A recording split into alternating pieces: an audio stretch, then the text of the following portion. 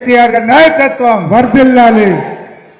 సభాధ్యక్షులు, మన స్థానిక శాసనసభ్యులు, జిల్లా బీఆర్ఎస్ పార్టీ అధ్యక్షులు మిత్రులు చింతా ప్రభాకర్ గారికి, గౌరవనీయులు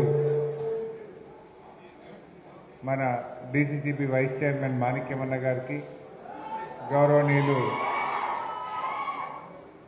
పార్టీ సీనియర్ నాయకులు హకీం గారు,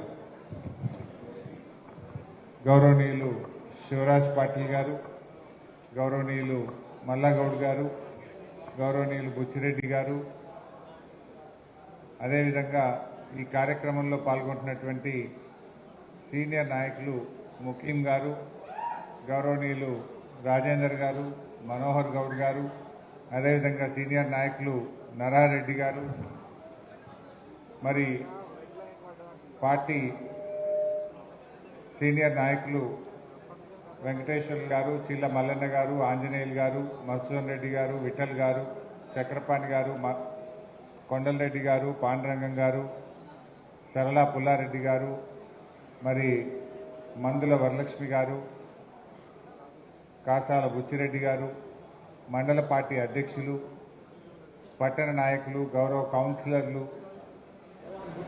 మా డాక్టర్ శ్రీహరి యాదవ్ గారు, పెద్దలు సీనియర్ నాయకులు క్షమించాలి, డాక్టర్ శ్రీహరి యాదవ్ గారు, ఇంకా వేదిక మీద ఉన్న పెద్దలు, ముఖ్యంగా ఈరోజు కాంగ్రెస్ పార్టీ ఎన్ని కేసులు పెట్టినా, ఎంత గుండాయిజం చేసినా, ఎన్ని డబ్బులు పంచినా కూడా అద్భుతంగా గెలిచి వచ్చినటువంటి మా గౌరవ సర్పంచులు, ఉప సర్పంచులు, వార్డు మెంబర్లు, వారందరినీ నేను హృదయపూర్వకంగా మనస్ఫూర్తిగా అభినందిస్తా ఉన్నాను. మా మీడియా మిత్రులకు కూడా నా నమస్కారం. నిజంగా ఈ ఎన్నికలు బీఆర్ఎస్ పార్టీ యొక్క సత్తా ఏందో చాటినాయి. కారు జోరు, కాంగ్రెస్ బేజారు. ఎందుకు ఈ మాట అంటున్నా అంటే ఎప్పుడైనా రూలింగ్ పార్టీ, ఇప్పుడు మనం కూడా 2 సార్లు గవర్నమెంట్లు ఉన్నాం, అంతకుముందు కూడా కాంగ్రెస్ ఉండే, తెలుగుదేశం ఉండే. ఎప్పుడైనా లోకల్ బాడీ ఎలక్షన్లు, సర్పంచ్ ఎలక్షన్లు అనేవి రూలింగ్ పార్టీ 90 పైసలు గెలుస్తుంది, ప్రతిపక్షం 10 పైసలు గెలుస్తుంది. కానీ ఈసారి ఏమైంది, మనం 40%, 4,000కు పైగా సర్పంచులు ఇవాళ బీఆర్ఎస్ పార్టీ గెలిచింది. 4,000కు పైగా గెలిచినాం. అఫ్ కోర్స్ రేవంత్ రెడ్డి కథ వేరు, మంది పుట్టిన బిడ్డ కూడా నా బిడ్డనే అంటాడు, ముద్దు పెట్టుకుంటాడు. ఈ కేసు వేరే కేసు ఇది. ఎందుకంటే మొన్న లెక్కలు చెప్పిండు. ఇప్పుడు మనము గెలిచిన సర్పంచులు కూడా ఆయన ఖాతాల్లో వేసుకున్నాడు. ఇప్పుడు సంగారెడ్డిలో మనం 34 గెలిచినాం, కానీ రేవంత్ రెడ్డి ఏమంటాడంటే సంగారెడ్డిలో మనం 25 గెలిచినాం, 29 గెలిచినాం అంటాడు. ఇళ్ళే కూడా అల్లే కలుపుకుంటాడు. అన్ని కాన్స్టిట్యూన్సీలు అట్లనే చేసిండు. సరే, రేవంత్ రెడ్డి సంగతి మనకు తెలియదు ఏం కాదు. అబద్దాలు ఆడడంలో రాజకీయాల్లో భవిష్యత్ అన్న నోబెల్ ప్రైజ్ ఎవరికైనా ఇస్తే అది రేవంత్ రెడ్డికే వస్తుంది. నంబర్ 1 జూటా కోర్. ఒక్కటే సరిగా మాట్లాడతాడా? ఇప్పుడు సర్పంచ్ ఎన్నికల్లో నువ్వు గెలిచిందే 50% లోపల, ఏమంటాడు, నేను 66% గెలిచినా, ఇక మళ్ళా తాప కూడా మాదే గవర్నమెంట్ వస్తుంది అంటాడు. నువ్వు 66% సర్పంచులు గెలిస్తే మళ్ళా గవర్నమెంట్ వచ్చేది ఉంటే, పోయిన తాప మరి బీఆర్ఎస్ పార్టీ 90% సర్పంచులు గెలిచింది, మరి మా గవర్నమెంట్ రాలే కదా. అంటే మనము 90% గెలిస్తే మనకు 39 మంది ఎమ్మెల్యేలు గెలిచిండ్రు. 66% గెలిచిన రేవంత్ రెడ్డికి ఎన్ని వస్తాయి? 10, 12 వస్తాయి. 10, 12 ఎమ్మెల్యేలు వస్తాయి. గవర్నమెంట్ బీఆర్ఎస్ వస్తుంది పక్క. నువ్వు చెప్పిన సూత్రమే నీకు చెప్తున్నా, అంతే కదా. ఇప్పుడు పోయిన తాప 10 జిల్లా పరిషత్లకు 10 మనమే గెలిచినాం. 33 జిల్లా పరిషత్, 30 జిల్లా పరిషత్లు ఉంటే 30కి 30 మనమే గెలిచినాం. 149 మున్సిపాలిటీలు ఉంటే 145 బీఆర్ఎస్ గెలిచింది. 10కి 10 డీసీసీబీలు బీఆర్ఎస్ గెలిచింది. మరి అప్పుడే మనకు 39 వచ్చినాయి. మరి నీకు 66 వచ్చింది, నీకు వచ్చింది 50 లోపలనే.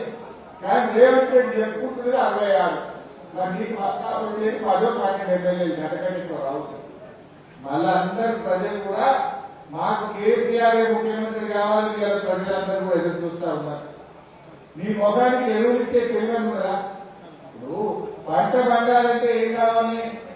నీళ్లు కావాలి, కరెంటు కావాలి, ఎరువులు కావాలి. కానీ రేవంత్ రెడ్డి ఏమంటుండ్రు? యాప్లు కావాలి, మ్యాప్లు కావాలి.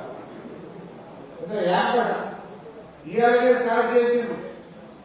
ఎరువు బస్తాలు కావాలంటే లైన్ నిలబడి యాప్లో కొట్టుకుని యాప్లో కొట్టే ఇప్పుడు ఒక్క సంచిస్తాం, నెలకు ఒక్క సంచిస్తాం, మళ్ళీ 3 నెలలకు ఒక్క సంచిస్తాం. ఇక సంచికి తిరగాలి. మనం ఇట్లా చేస్తే వ్యవసాయం ఒకటి పట్టదా? నేను ఒకటి వ్యవసాయం చేసినా రేవంత్ రెడ్డి? రైతు కష్టం, రైతు విలువ నీకు తెలుసా?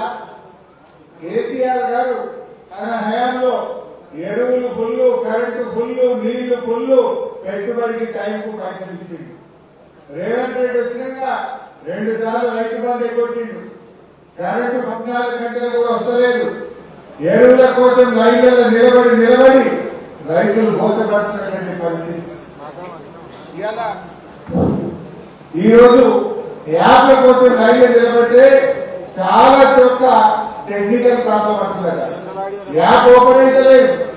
ఇక రైతులు యాప్ల కోసం లైన్లో నిలబడ్డాను. రేవంత్ రెడ్డి నువ్వు ఏం చేస్తున్నావు? సీదా ఎరువులు ఎందుకు? ఈ యాప్లు ఎందుకు? ఈ లైన్లో నిలబడేందుకు? ఈ రైతుని కోసం ఎందుకని అడుగుతా ఉన్నా. కేసీఆర్ గారు ఉన్నప్పుడు మీకు తెలుసు, మీ ఊర్లలో సదాశివపేట మండలం కానీ, కొండాపూర్ మండలం కానీ, కర్ణి మండలం కానీ, సంగారెడ్డి రూరల్ కానీ మీ ఊళ్ళకే లారీ పంపినాం. ఆటో కిరాయి లేదు, హమాలి కిరాయి లేదు. రైతున్నా సంగారెడ్డికే సదాశివపేటకి రావద్దు, మీ ఊరికే ఎరువుల లారీ పంపినమా లేదా అని అడుగుతాం.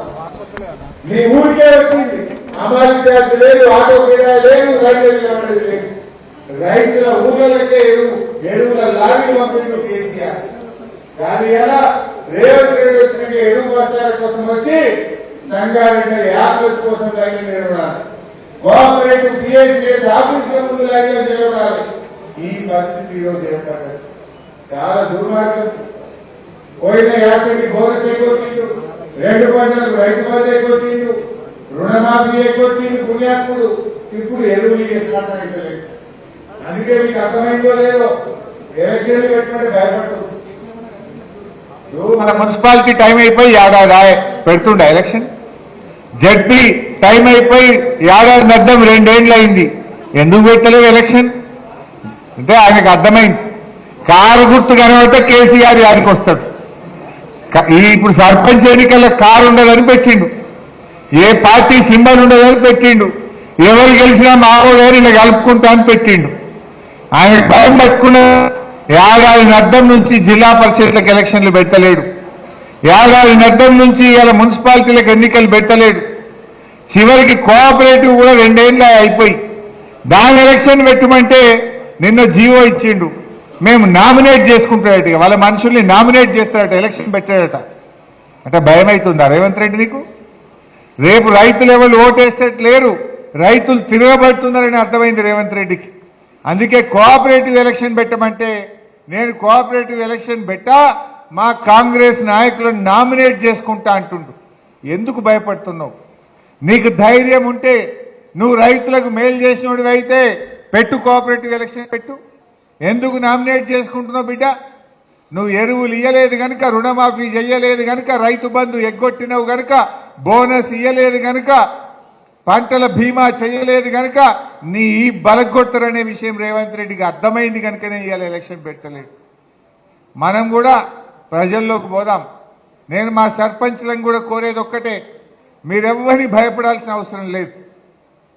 ఎందుకంటే ఆర్థిక సంఘం డబ్బులు, 15వ ఆర్థిక సంఘం డబ్బులు 85% డబ్బులు ఢిల్లీ నుంచి గల్లీకి డైరెక్ట్ మీ సర్పంచ్ అకౌంట్లోకే వస్తాయి డబ్బులు. మధ్యలో రాష్ట్ర ప్రభుత్వం రోల్ లేదు. నా రేవంత్ రెడ్డి ఆపలేడు, నా మంత్రి ఆపలేడు, నా ఎవ్వడు ఆపలేడు. ఢిల్లీ నుంచి డబ్బులు డైరెక్ట్ గా సర్పంచ్ల అకౌంట్లలోకే వస్తాయి. సర్పంచ్ ఎంత పవర్ఫుల్ అంటే ఈ దేశంలో ఎమ్మెల్యేకి చెక్ పవర్ లేదు, మంత్రికి చెక్ పవర్ లేదు, ముఖ్యమంత్రికి చెక్ పవర్ లేదు, ప్రధానమంత్రికి చెక్ పవర్ లేదు. గ్రామ సర్పంచ్కే ఉంది, రాష్ట్రపతికే చెక్ పవర్ ఉంటుంది. You are that powerful. మీకే చెక్ పవర్ ఉంటుంది. ఆ పైసలు ఎవడో ఆపుతాడు, ఎవడో ఆగబడతాడు అని భయపడాల్సిన ఆర్థిక సంఘం నిధులు 85% నిధులు నేరుగా సర్పంచుల ఖాతాల్లో జమ అవుతాయి. మీరెవరు భయపడాల్సిన అవసరం లేదు. ఈజీఎస్ డబ్బులైనా ఈజీఎస్ పట్ల నిర్ణయమైనా ఎవరైనా గ్రామ ప్రథమ పౌరుడు సర్పంచ్ గారే నిర్ణయిస్తారు. ధైర్యంగా పనిచేయండి. త్వరలో సంగారెడ్డి జిల్లా గెలిచిన బీఆర్ఎస్ సర్పంచ్లకు ఒక శిక్షణ కార్యక్రమం పెడతాం. మీ అధికారాలు ఏంది, అధికారులతో ఎట్లా పనిచేయించుకోవాలి, ఏ రకంగా మీరు పనిచేసుకోవాలో మీకు అర్థమయ్యేటట్టు ఒకరోజు మంచి ట్రైనింగ్ ప్రోగ్రాం కూడా పెట్టుకుందాం. ధైర్యంగా మంచిగా ముందుకు పోండి. ఏమున్నా 2 ఏళ్లే ఉంటుంది కాంగ్రెస్ గవర్నమెంట్. మీరు 5 ఏళ్ల కోసం సర్పంచ్గా గెలిచింది మీరందరూ. అవతల ఉండేది మళ్ళా 3 ఏళ్లు బీఆర్ఎస్ గవర్నమెంట్ ఉంటుంది, మన కేసీఆర్ గారేమో ఉంటారు. మీరు ప్రజలకు ఇచ్చిన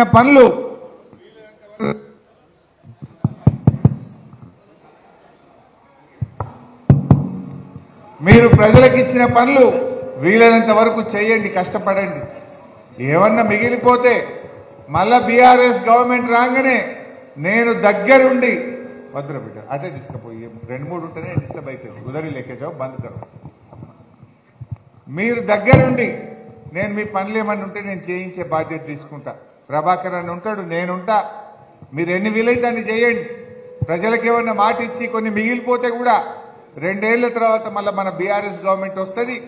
ఏమన్నా పనులు ఉంటే కూడా నేను తప్పకుండా చేయిస్తా. మీరు అది స్విచ్ ఆఫ్ చేయబిడ్డ, డిస్టర్బ్ చేయకుండా. బంద్ పెడితే లొల్లి ఉండదు. ఒక 5 నిమిషాలు ఎక్కువ మాట్లాడదు, వాళ్ళకి సన్మానం చేద్దాం. సో నేను దగ్గరుండి మీ పనులు ఏమన్నా ఉంటే నేను పూర్తి చేయించే ప్రయత్నం చేస్తా. మీరెవ్వరు కూడా బాధపడద్దు, చక్కగా పనిచేయండి. మీకు ఏ ఇబ్బంది రాదు. మంచి ఎమ్మెల్యే గారు ఉన్నారు. మేమందరం కూడా మీకు అండగా ఉంటాం. సర్పంచులుగా ప్రజలకు అందుబాటులో ఉండి ప్రజల్లో తలలో నాలుకలాగా ఉండాలి. కొంతమంది ఓడిపోయిన తమ్ముళ్ళు కూడా బాధపడద్దు. ఇప్పుడు నా దృష్టిలో అయితే ఓడిపోయిన వాళ్లకు భవిష్యత్తు ఉంటుంది, గెలిచిన వాళ్లకు బాధ్యత ఉంటుంది. ఎందుకు ఈ మాట అంటున్నా అంటే ఈ తాప గెలిచిన సర్పంచులు చూసినా నేను. పోయిన తాప ఓడిపోయిన వాళ్ళు చాలా మంది ఇప్పుడు గెలిచారు. ప్రజలకు సింపతియో పాపం అనుకున్నారో, పోయినసారి ఓడగొట్టినామనుకున్నారో, ఈ తాప చాలా మంది ఓడిపోయిన వాళ్ళు మళ్ళీ సర్పంచులు చేసింది. అంటే ఓడిపోయిన వాళ్ళకేమో భవిష్యత్తు ఉంటుంది, గెలిచిన వాళ్ళకేమో బాధ్యత ఉంటుంది.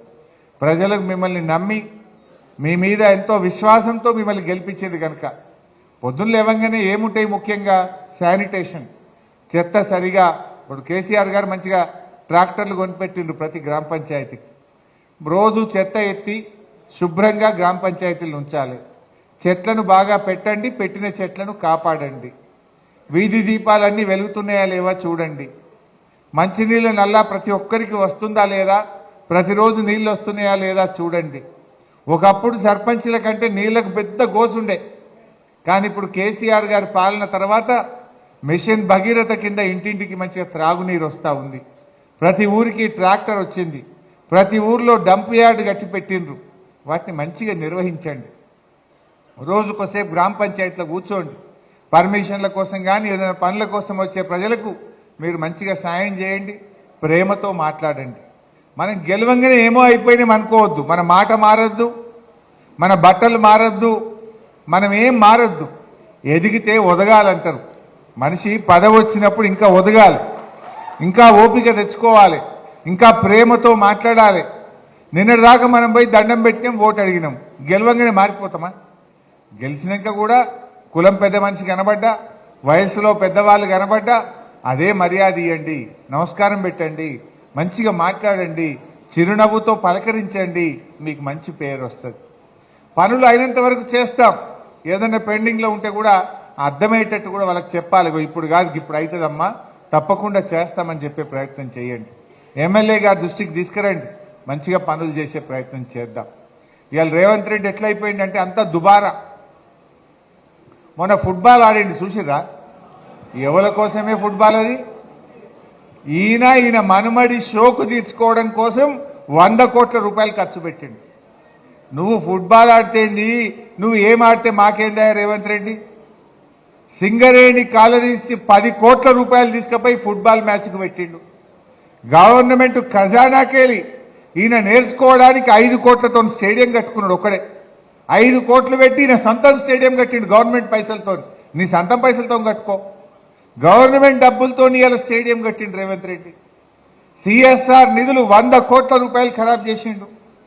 అరే గా సింగరేణి 10 కోట్లుంటే ఆనాడు కేసీఆర్ ఏం చేసిండు? సింగరేణి సిఎస్ఆర్ డబ్బులను స్కూళ్లు కట్టించిండు, రోడ్లు వేపించిండు, మెడికల్ కాలేజీ పెట్టించిండు కేసీఆర్. రేవంత్ రెడ్డి ఏం చేస్తుండు? సింగరేణి డబ్బులు తీసుకుపోయి నేను నా మన్మడు ఫుట్బాల్ ఆడటం మీరంతా చూడుండ్రి అంటాడు. నీ మన్మడు నువ్వు సొంతం పైసలతో ఆడుకో, ఎవడద్దంటుండు? నువ్వు గవర్నమెంట్ సొమ్ముతోని ఫుట్బాల్ ఎట్లా ఆడతావు? సింగరేణి సిఎస్ఆర్ తోని కేసీఆర్ మెడికల్ కాలేజీ పెట్టి డాక్టర్లను తయారు చేసిండు కేసీఆర్. సింగరేణి డబ్బులతో కేసీఆర్ మంచి మంచి ప్రభుత్వ పాఠశాలలు కట్టిండు, మంచి మంచి రోడ్లు వేసిండు. కానీ రేవంత్ రెడ్డి ఏమో ఆయన షోకులు తీర్చుకుంటుండు. మీరు గమనించిండో లేదో, కేసీఆర్ ఏమో ప్రాజెక్టులు కట్టాలి, ఇంటింటికి నల్ల నీళ్లు ఇవ్వాలి, ప్రతి ఊర్లో డంప్ యార్డ్ కట్టాలి, ప్రతి ఊరికి ట్రాక్టర్ కొనాలి, ప్రతి మండల కేంద్రానికి డబుల్ రోడ్ వేయాలి, కొత్త జిల్లాలు చేయాలి, కొత్త మెడికల్ కాలేజీలు చేయాలని కేసీఆర్ పనిచేసిండు. రేవంత్ రెడ్డి ఏం చేస్తుండు? అందాల పోటీలు పెట్టాలి, ఫుట్బాల్ మ్యాచ్లు ఆడాలి, గ్లోబల్ సమ్మిట్లు పెట్టి షోకులు కొట్టాలి, ఢిల్లీకి హైదరాబాద్కు గాల్ల చక్కర్లు కొట్టాలి. ఇది రేవంత్ రెడ్డి చేస్తున్నది. కేసీఆర్ ఏమో ప్రతి క్షణం నా తెలంగాణ ఎట్లా పైకి రావాలి, పోరాడి తెలంగాణ తెచ్చిన కేసీఆర్ నీళ్ల కోసం దండలాడిండు, తెలంగాణ అభివృద్ధి కోసం దండలాడిండు. ఈ అందాల పోటీలు పెట్టి 100 కోట్లు ఖర్చు పెట్టి రేవంత్ రెడ్డి, ఈ అందాల పోటీలతో మనకేమైనా వచ్చినా? అది ఎవరికన్నా? ఈ ఫుట్బాల్ మెస్సీతోని మనకేమైనా వచ్చిందా? ఈ మెస్సీ ఎవరికి కావాలి? ఈ అందాల పోటీలు ఎవరికి కావాలి? ఊళ్ళల్లో ట్రాక్టర్ల డీజిల్కు పైసలు లేవు, లైట్లు పోతే బుగ్గలు వేసేందుకు రూపాయి లేదు, పింఛన్లు 4000 ఇస్తా అన్నాడు, దాని గురించి మాట్లాడతలేడు అవ్వతాతలకు. మన కేసీఆర్ ఉండగా 200 పెన్షన్ 2000 చేస్తా అంటే గెలిచినాక నెలకే 2000 రూపాయల పెన్షన్ చేసిండు కేసీఆర్. ఒక్క నెలలో చేసిండు. రేవంత్ రెడ్డి గెలిచి 2 ఏళ్ళ 2000 4000 అంటే ఎడవైంది, వచ్చిందా 4000? అక్క చెల్లెళ్లకు మహాలక్ష్మి 2500 అన్నాడు. 2 ఏళ్ళైనా మహాలక్ష్మి దిక్కే లేదు. మహాలక్ష్మి రాదు, 4000 పింఛన్ రాదు, అన్ని మోసం. 2 లక్షల ఉద్యోగాలని పిల్లల్ని మోసం చేసిండ్రు. ఇక పైకేమో అంత అర్థమైపోయింది ఆయనకు. అంతా ఇప్పుడు ఏంటంటే డబ్బా ప్రచారం. ఇక రైజింగ్ సీఎం అంటుండు. ఈయన రైజింగ్ సీఎం కాదు, ఫ్లయింగ్ సీఎం. 61 సార్లు ఢిల్లీ పోయిండు. రైజింగ్ ఏం లేదు, అంతా ఫ్లయింగే, ఉత్త మాటలు. ఇలా ప్రజలు ఇంకా యూరియా కూడా సరఫరా చేయలేని చేతగాని దద్దమ్మ ప్రభుత్వం కదా. ఎరువు బస్తాలకు ఇబ్బంది అయిందా లేదా? మొన్న అయిందా లేదా? ఇప్పుడేందే మళ్ళీ యాప్ పెట్టిండట. యాప్ ఇవాళకెళ్ళి యాప్లో పెట్టు అంటే ఆ యాప్ వస్తుందా లేతలేదు, అది వస్తనే లేదు. యాప్ టెక్నికల్ ప్రాబ్లం అంటుంది. ఇక ఇట్లున్నది రేవంత్ పాలన. ఈ యాప్ ఎందుకు, ఈ లైన్లు ఎందుకు? కేసీఆర్ పంపినట్టు సపరేట్గా ఊరుకో లారీ పంపరాదా? అమాలి కిరాయి తప్పుతుంది, ఆటో కిరాయి తప్పుతుంది, ఈ చాయ్ టిఫిన్ పానీ ఖర్చు తప్పుతుంది. ఎవరూలే వాళ్ళకు బస్తాలు ఇయ్య చేత కాకపోతే ఎందుకు? నువ్వు కొత్తగా చేసేది ఏమద్దు. కేసీఆర్ గారు ఉన్నప్పుడు ఎట్లా చేసినావో ఆ పద్ధతుల్లో ఇవ్వాలని చెప్పి ఈరోజు మేము డిమాండ్ చేస్తూ ఉన్నాం. సో ఏది ఏమైనా ఇప్పటికే బాగా లేట్ అయింది. మా గౌరవ సర్పంచులతో నేను కోరేది, మంచిగా పనిచేయండి. మీకు ఏం అర్థం కాకపోయినా ఎమ్మెల్యే గారిని కలవండి. మీ ఎమ్మెల్యే గారు గతంలో లోకల్ బాడీ అంటే మున్సిపల్ చైర్మన్గా పనిచేసిండు. మంచి అనుభవం ఉంది చింతా ప్రభాకర్ గారికి. ఎట్లా నిర్వహించాలి అని మీ లెక్కనే ఆయన కూడా పనిచేసిండు మున్సిపాలిటీకి. సో మీరు ఆయనను కలిసి సూచనలు తీసుకోండి, సలహా తీసుకోండి, ఆయన సహకారం తీసుకోండి. ఏ అవసరం ఉన్నా మేమందరం కూడా మీకు అండగా ఉంటాం. బాగా పనిచేసి బీఆర్ఎస్ పార్టీకి పేరు తెద్దాం. మళ్ళీ మన కేసీఆర్ను ముఖ్యమంత్రి చేసుకుందాం. జై తెలంగాణ.